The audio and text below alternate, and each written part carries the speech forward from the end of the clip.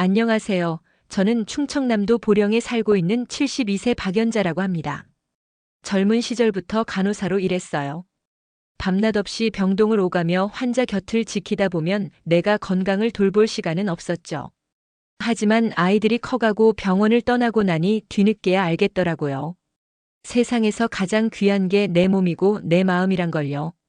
은퇴 후엔 혼자 조용히 살았습니다. 오래된 친구들과 산책도 하고 손자 사진 보며 웃고 때론 TV 드라마 한 편에 눈물 훔치며 그렇게 평범하게 살아왔어요. 그런 제게 얼마 전 아주 뜻밖의 일이 벌어졌습니다. 며느리가 갑자기 병원 검진을 받자고 하더니 엉뚱하게도 요양병원 상담을 예약했더군요. 심지어 병원에서는 치매 의심이라며 더 이상 혼자 살 수 없다고 하더라고요. 순간 속이 철렁 내려앉았습니다. 그런데 이상했어요. 너무 이상했어요. 그래서 내가 직접 병원을 다시 찾아갔습니다. 오늘 이 영상을 통해 내가 겪은 일과 가족이란 이름으로 벌어질 수 있는 일들, 그 씁쓸한 진실을 여러분께 들려드리려 합니다. 혹시 여러분도 누군가의 말 한마디에 자신을 의심하게 된 적 있으신가요? 가족이라는 이름 아래 무너지기 시작한 살. 그 끝에서 내가 선택한 길을 지금부터 천천히 말씀드려 볼게요. 영상이 끝나고 나면 꼭 구독과 좋아요 눌러주시고 알림 설정도 부탁드려요. 내 이야기가 누군가에겐 작은 경고가 되고 또 누군가에겐 위로가 되었으면 좋겠습니다. 내가 태어난 곳은 충청남도 보령의 작은 어촌 마을이었어요. 바다 냄새가 늘 코끝에 맴도는 조용한 동네였죠. 아버지는 어부셨고 어머니는 된장찌개 하나로 동네 어르신들 입맛을 사로잡는 분이셨어요. 다복하진 않았지만 따뜻했어요. 새벽에 장화를 신고 부엌으로 나가시던 어머니 모습. 그걸 바라보며 어린 마음에 다짐했죠. 나도 사람 살리는 일을 해야겠다고요. 고등학교 졸업하고 서울로 올라가 간호학교에 들어갔어요. 그땐 간호사라는 직업이 지금처럼 존중받는 시절이 아니었어요. 밤샘 근무는 기본이었고 의사들 눈치 보며 발바닥에 불이 나도록 뛰어야 했죠. 하지만 이상하게도 저는 그 일이 싫지 않았어요. 작은 주사 한 방에 안정을 되찾는 환자들의 얼굴. 그 얼굴들이 내 삶을 붙잡아줬거든요. 남편을 만난 것도 병원이었어요. 허리 디스크로 입원했던 행정직원이었는데 묵묵하고 말이 없는 사람이라 처음엔 관심이 없었죠. 근데 회진 끝나고 퇴근하던 날 병원 근처 포장마차에서 우동 한 그릇 건네며 오늘도 고생 많았죠, 간호사님. 하던 그 말이 왜 그렇게 따뜻하던지 그게 시작이었어요. 결혼하고 나서 보령으로 내려왔어요. 남편이 고향에 정착하고 싶어 했거든요. 그땐 뭐든 다 해줄 수 있을 것 같았어요. 작은 내과 병원에서 일하며 아이도 키우고 남편은 시청에서 공무원 생활을 했고 많이 부족했지만 참 열심히 살았어요. 아들은 하나밖에 없어요. 늦둥이라 그런지 애틋하게 키웠어요. 돌쟁이 손에 주사 놔줘야 하는 날도 퇴근길에 아기 얼굴만 보면 피곤이 확 풀렸죠. 유치원 발표회에 못 가 미안해서 밤새 케이크 만들어 데리고 놀이터 간 적도 있었네요. 그렇게 애지중지 키운 아들이 지금은 35 넘어 결혼하고 손자도 하나 있지요. 며느리는 착실한 친구였어요. 첫인상도 참 단정하고 결혼 초반엔 명절마다 과일 바구니도 보내고 전화도 자주 했어요. 그래서 더더욱 이번 일이 믿기지가 않네요. 남편은 10년 전에 먼저 떠났어요. 가남이었는데 말기라는 걸 안 날 그 사람은 이렇게 말했어요. 자기야, 이제 조금만 자기 인생 살아요. 그래서 간호사 유니폼도 벗고 처음으로 나를 위한 삶을 시작했죠. 그게 벌써 9년이 넘었네요. 매일 아침 7시에 일어나 텃밭에 물을 주고 시장에서 장을 보고 마을회관에서 친구들이랑 웃고 떠들고 손자는 가끔 놀러 오면 동화책 읽어주고 그게 내 일상이었어요. 남한테 민폐 끼치지 않고 내 힘으로 사는 노후, 그게 내 꿈이자 자랑이었죠. 그런데 요 며칠 며느리 눈빛이 어딘가 달라졌어요. 예전 같지 않았어요. 웃음이 어색했고 말끝을 자꾸 흐리더군요. 그저 피곤하겠거니 했는데 그게 시작이었어요. 처음엔 별 생각 없었어요. 며느리가 전화를 걸어와 다정한 목소리로 그러더군요. 어머니, 이번에 시에서 어르신 건강검진 지원 프로그램이 생겼대요. 제가 모시고 가면 좋을 것 같아서요. 그 말에 괜히 마음이 뭉클했죠. 어느새 내 건강을 걱정해주는 사람이 있다는 게 참 고맙더라고요. 그래서 그 다음 주 아침 며느리 차를 타고 병원에 갔어요. 그런데 이상했어요. 병원 들어서 예약 확인하니 내 이름이 아닌 며느리 이름으로 접수가 되어 있었고, 평소와 달리 검사 진행하는 시간도 오래 걸리고 질문이 이상했어요.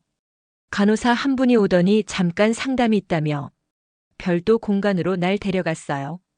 어르신 혼자 지내시는 거 불편하지 않으세요?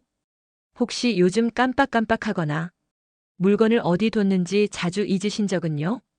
그 순간 등 뒤로 서늘한 기운이 퍼졌어요. 그 사람이 나를 보는 눈빛이 마치 이미 환자로 보는 것 같았거든요.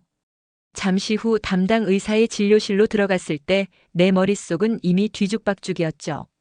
그리고 의사는 이렇게 말했어요. 가족분이 걱정이 많으신 것 같아요. 경도인지 가능성이 조금 보여요. MRI에서도 약간의 변화가 감지돼서 요양시설 상담을 받아보시는 게 좋겠습니다.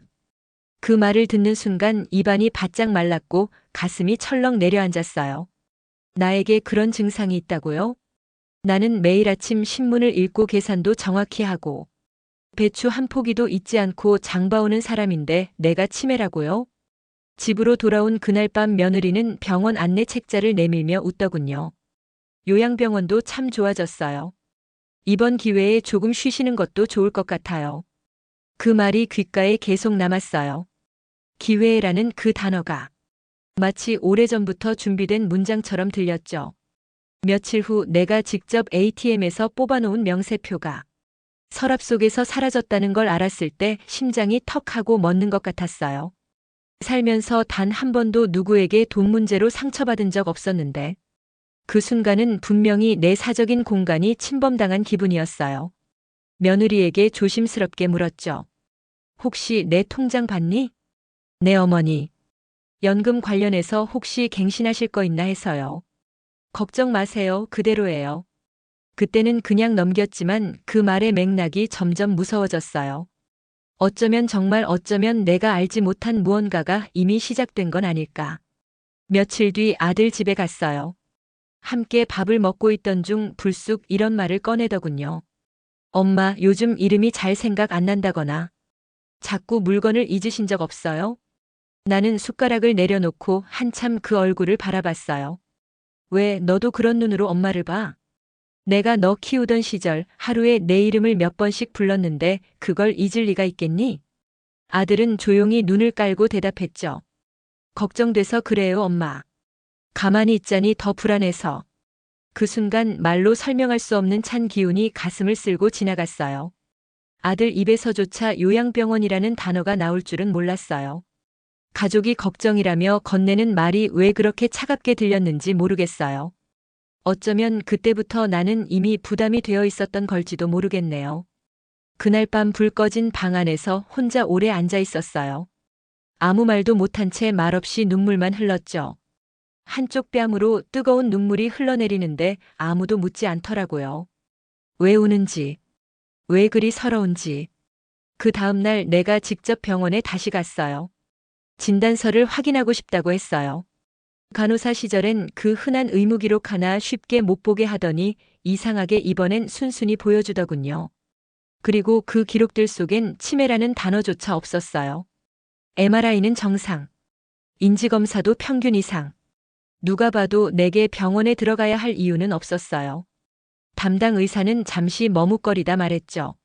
며느리분이 추가로 상담 요청을 하시면서 기록 일부를 따로 전달받았던 걸로 기억해요.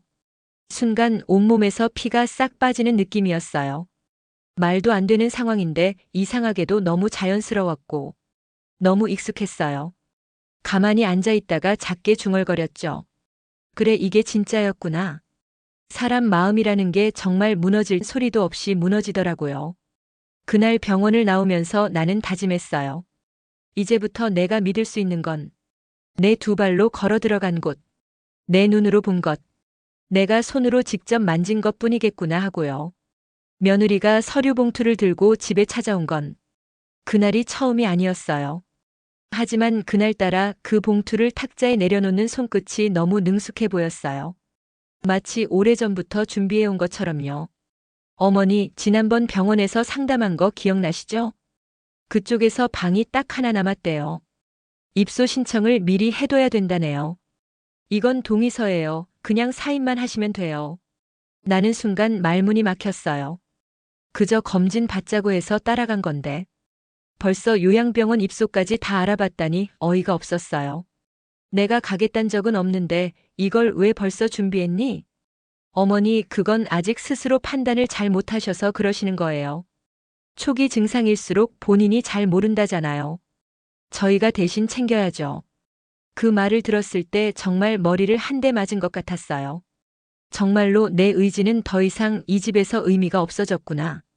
그날 이후 뭔가 이상하다는 느낌이 확신으로 바뀐 건 은행에 갔을 때였어요. 오랜만에 잔액을 확인해 보려고 동네 지점에 들렀는데 직원이 내 기록을 보다가 조심스럽게 말하더군요.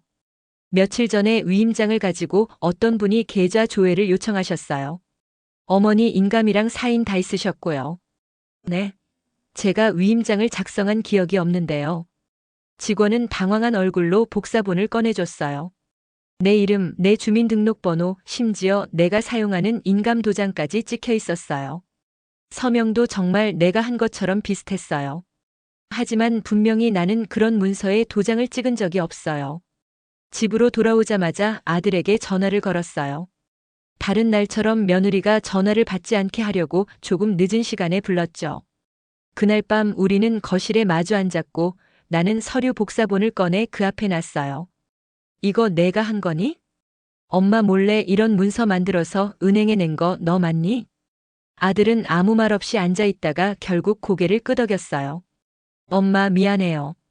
근데 엄마가 요즘 너무 혼자 계시고 혹시 모를 일 생기면 우리가 대처도 못하고. 그래서 그냥 미리 준비한 거예요. 그게 내 방식이니? 몰래 내 도장 찍고 내 통장 뒤져보는 게 그게 가족이 할 일이야? 아들은 점점 표정을 굳히더니 조금씩 감정을 드러냈어요. 엄마, 솔직히 말해서 언제까지 혼자 고집 부리면서 살 거예요? 손자 교육비도 들어가고 재산 정리도 해야 하는데. 엄마가 갑자기 쓰러지기라도 하면 우린 아무것도 못해요. 그 말이 내 가슴을 짓눌렀어요. 돈, 결국 돈이었구나. 아들이 걱정한 건 내 건강이 아니라 내가 가진 것들이었어요. 그날 밤 불 꺼진 방에 혼자 앉아 도대체 내가 뭘 그렇게 잘못했나 생각했어요. 나는 평생 이 아이에게 부족한 거 없게 해주려고 살아왔는데 내 노후가 그 아이에겐 부담이자 정리 대상이 되어버린 거죠. 며칠 뒤엔 손자가 놀러 왔어요. 마냥 웃을 줄만 알았던 그 아이가 낯설게 느껴졌어요. 할머니 이제 병원 가요? 누가 그래? 엄마가 말했어. 할머니 머리 아파서 병원에 있으면 더 좋대. 나는 아무 대답도 하지 못했어요. 그 조그마한 입에서 나온 말 한마디가 내 마음을 송두리째 흔들었어요. 그 아이는 아무것도 모르고 어른들이 한 말을 그대로 옮겼을 뿐인데 왜 그렇게 아팠는지 모르겠어요. 그때 며느리가 웃으며 말하더군요. 아이한테는 그렇게 얘기해 주는 게 편해요. 혼란스럽게 하면 안 되잖아요. 어머니도 감정적으로 반응하지 마시고요. 나는 웃음도 눈물도 나오지 않았어요. 감정적으로 굴지 말라니 감정이 없으면 사람이 아니잖아요. 그날 밤 식탁에 앉아 내가 오래전부터 적어오던 다이어리를 꺼냈어요. 그리고 마지막 페이지에 유언장이라고 적었어요. 가장 위에 이렇게 썼죠. 나는 이제 누구의 판단 대상이 되지 않겠다. 내가 걸어온 길을 내가 걸어나가겠다. 손이 떨려서 몇 번이나 글씨를 지웠는지 몰라요. 하지만 마음만은 단단해지고 있었어요. 그날은 이상하게도 하루 종일 비가 내렸어요. 바람도 없고 천둥도 없었지만 창밖은 젖어 있었고 내 마음도 함께 젖어들었죠. 나는 아들에게 전화를 걸었어요. 집으로 오라고 했어요. 더는 미루면 안 될 것 같았어요. 무엇이든 끝을 봐야겠다는 생각이 들었어요.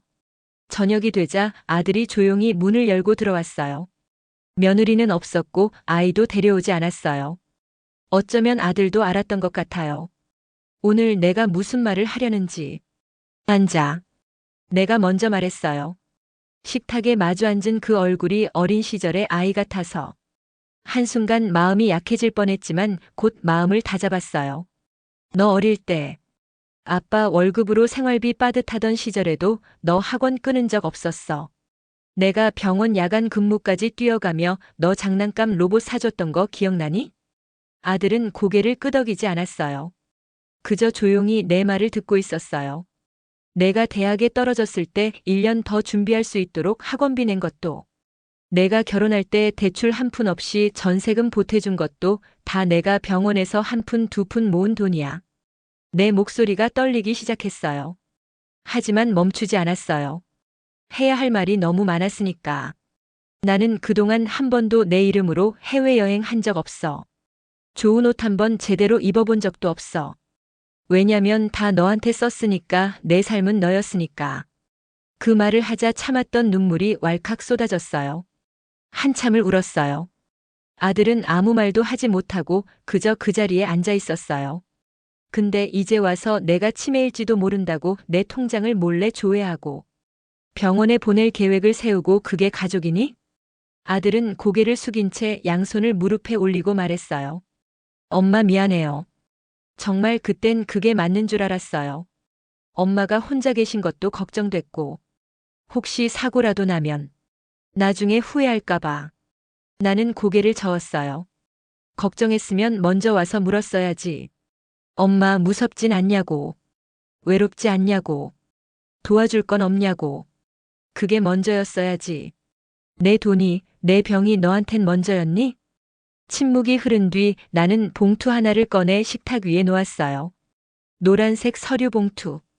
그 안에는 내가 지난 한 달간 준비한 서류들이 들어있었어요. 이건 기부 증서야. 내 예금 대부분과 보령에 있는 집, 지역 아동센터랑 호스피스 병동에 기부했어. 이제 내 재산은 없어. 아들의 눈이 커졌어요. 놀란 얼굴로 나를 바라봤지만 나는 차분했어요. 마치 오래전부터 준비해온 사람처럼. 그리고 이건 내 입소 신청서야. 내가 직접 찾아본 병원. 내가 직접 선택한 곳. 너희가 말했던 곳이 아니라 내가 마음 편히 머무를 수 있는 조용한 요양원. 엄마 그렇게까지 안 해도 돼. 우리 그냥 다시. 아니 이건 내 결정이야. 처음으로 내 인생을 내가 결정하는 거야. 나는 아들의 손을 살며시 잡았어요. 그 손이 어릴 적보다 훨씬 두껍고 거칠어졌더군요. 하지만 이상하게도 그 손에서 따뜻함은 느껴지지 않았어요. 그건 내 마음이 식어서일까요? 아니면 내가 너무 지쳤던 걸까요? 며칠 뒤 나는 짐을 정리했어요. 별건 없었어요. 결혼식 사진 한 장. 남편이 마지막으로 써준 손편지. 손자가 어릴 때 그려준 유치한 그림. 그것만 있으면 충분했어요. 병원으로 들어가는 날 동네 친구들이 마중 나왔어요. 다들 놀란 얼굴로 물었죠. 왜? 너 아직 멀쩡하잖아. 우리랑 같이 살아야지. 나는 웃으며 말했어요. 그러니까 멀쩡할 때 내가 결정하고 들어가는 거야. 내가 뭘 잃기 전에 내가 먼저 내 삶을 정리하는 거지. 요양원은 생각보다 조용하고 편했어요. 창문을 열면 산들바람이 들어오고 하루에 3번 밥이 나왔고, 밤에는 아무도 내 방문을 열지 않았어요. 가끔 아들이 전화를 걸어와요. 엄마, 보고 싶어요. 그럴 땐 그냥 조용히 말해요. 그래. 나도 내 생각나긴 해. 하지만 괜찮아. 나는 이제 진짜 내 자리 찾은 것 같아. 그 말이 진심이었는지는 모르겠어요. 하지만 그 순간만큼은 내가 내 삶을 지키고 있다는 것만은 분명했어요. 요양원에 들어온 지 이제 딱 넉 달이 되어 가네요. 처음엔 낯설고 허전했지만 이젠 익숙해졌어요. 아침마다 라디오를 들으며 차 한 잔을 마시고 정해진 시간에 밥을 먹고, 가끔 병원 도서관에서 책을 빌려와 읽어요. 더 이상 누군가의 눈치를 보지 않아도 되고, 내가 가진 걸 지키려고 애쓰지 않아도 되니 참 편하네요. 조용하니까 생각이 많아지기도 해요.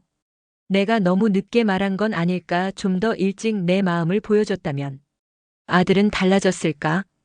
그런 생각이 스치지만 이젠 그마저도 다 놓기로 했어요. 사람이 참 그래요. 가장 가까운 사람에게 가장 깊이 상처받고도 결국엔 그 사람을 걱정하게 되죠. 나도 그래요. 아들이 잘 살았으면 좋겠고 손자가 바르게 자랐으면 좋겠어요. 내가 준 사랑만큼은 그 아이들 가슴 어딘가에 남아 있었으면 해요. 이 영상을 보시는 분들 중에도 혹시 가족 때문에 상처받은 분 계실까요? 마음 놓고 기대고 싶은 존재에게 외면당한 기억이 있다면 저처럼 너무 오래 끌지 마세요. 속으로만 끙끙 앓지 마시고 때로는 담담하게 말하세요. 그건 내가 원하지 않는 삶이야 라고. 이제 저는 제 선택으로 만든 이 작은 방 안에서 남은 시간을 살아가려 해요. 조용히 조금은 단단해진 마음으로요. 제 이야기가 누군가에게는 작은 위로가 되길 바랍니다. 만약 지금 이 영상을 보면서 누군가가 떠오른다면 그 사람에게 먼저 손을 내밀어 주세요. 영상이 좋으셨다면 구독과 좋아요, 그리고 알림 설정도 부탁드릴게요. 여러분이 남겨주시는 댓글 하나하나가 저에겐 또 하나의 위로입니다. 고맙습니다. 그리고 부디 여러분의 마음이 다치지 않기를 바랍니다.